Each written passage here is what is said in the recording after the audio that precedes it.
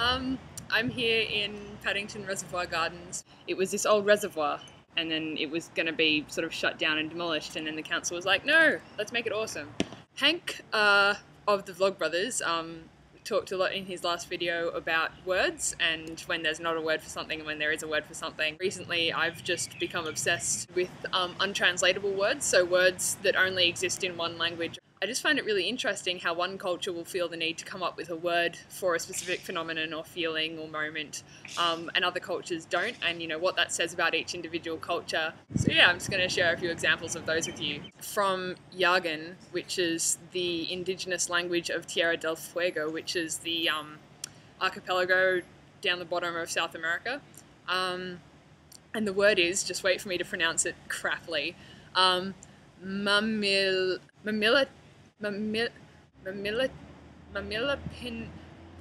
this is so hard. Mamilapinatape. There we go. What it means is the wordless yet meaningful look shared by two people who both desire to initiate something but are both reluctant to. How great is it that there's a word for that? Oh, I love that. A Scottish word, the word is tartle, and it's the act of hesitating whilst introducing someone because you've forgotten their name. I do that all the time. Sometimes I just end up not saying their name at all. I'm just like...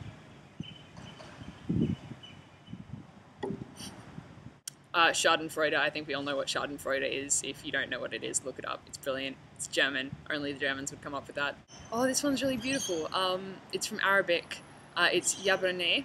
I hope I'm saying that right. Literally, it means you bury me, but it's used to describe the desire to die before someone else so that you don't have to live with them being dead, which I just think is so heart-wrenchingly beautiful, and I think it's, again, something that people all over the world can relate to. Oh, this is one I've loved for a while. It's a French one. The phrase is esprit d'escalier. Literally, it means staircase wit, but what it refers to is that moment where you come up with the perfect response or the perfect retort to like an insult or something a moment too late, which again, just completely universal. We in English obviously have the expression hair of the dog, meaning, you know, to drink more alcohol when you're hungover to cure the hangover.